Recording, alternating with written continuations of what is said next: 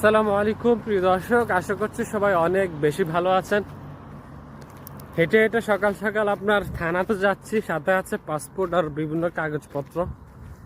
তার উদ্দেশ্য একটাই, আমার আসলে পতাকাটা শেষ হয়ে গিয়েছে, তো পতাকাটা রিনিউ করাবো আজকে। বিশেষ করে যারা ওমান প্রবাসী আছেন তারা প্লিজ আমার ভিডিওটি স্কিপ না করে সম্পূর্ণ দেখার চেষ্টা করবেন, কারণ আজকের এই ভিডিওতে আপনাদেরকে আমি এমন কিছু তথ্য শেয়ার করব যেটা আপনার অনেক কাজে আসতে পারে।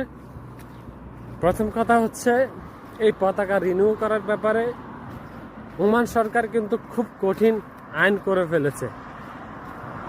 তো আগে আমাদের এই পতাকাটা রিনিউ করতে খরচ হইতো, বেশি যদি হয় তাহলে 320 রিয়ালের মধ্যে, যেটা বাংলাদেশি টাকা 1 লক্ষ বা 4-5 হাজার, বেশি কম হতে পারে, যেহেতু এটা টাকার রেটের উপরে ডিপেন্ডস করে।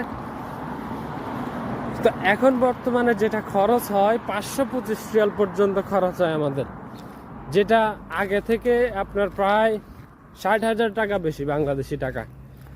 তো আসলে বর্তমানে যে কাজের পরিস্থিতি আরব দেশগুলোতে, এটা অত্যন্ত ব্যয়বহুল প্রবাসীদের জন্য।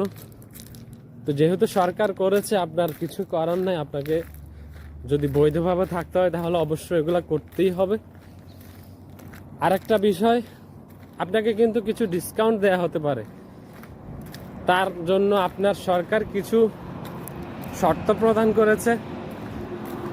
সেগুলো হচ্ছে, আপনার কোম্পানিতে যদি 9 জনের অধিক কর্মচারী থাকে, এখন সেটা হতে পারে বাংলাদেশি বা বিভিন্ন দেশের কর্মচারী হতে পারে, সেক্ষেত্রে আপনাকে অবশ্যই একজন ওমানি নাগরিককে কাজে নিয়োগ দিতে হবে আপনার কোম্পানিতে। তো সেই ক্ষেত্রে আপনাকে কিছু ডিসকাউন্ট দেওয়া হতে পারে যদি আপনার কোম্পানিতে কোনো ওমানি লোক জব করে তারপরে। তবে তাতে কোনো আমাদের তেমন একটা লাভ নেই। বলে কেন? ওমানি নাগরিককে যে স্যালারি দিতে হয় প্রত্যেক মাসে, যেটা সর্বনিম্ন বেতন হচ্ছে তার 1 লক্ষ টাকা।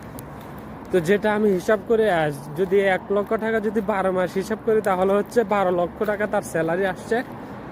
যেহেতু আমাদের এই পতাকাটা 2 বছর মেয়াদ, তো সেই ক্ষেত্রে 2 বছর যদি তাকে স্যালারি দিই আমাদের, তাহলে আমাদের স্যালারি যাচ্ছে তার 24 লক্ষ টাকা।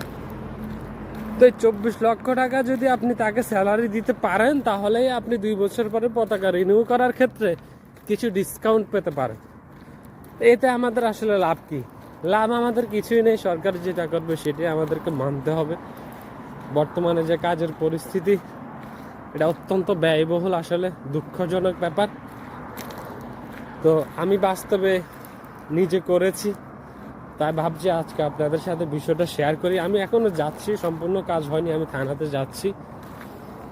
আমার প্রায় 525 রিয়াল পর্যন্ত খরচ হয়েছে সব কিছু মিলিয়ে।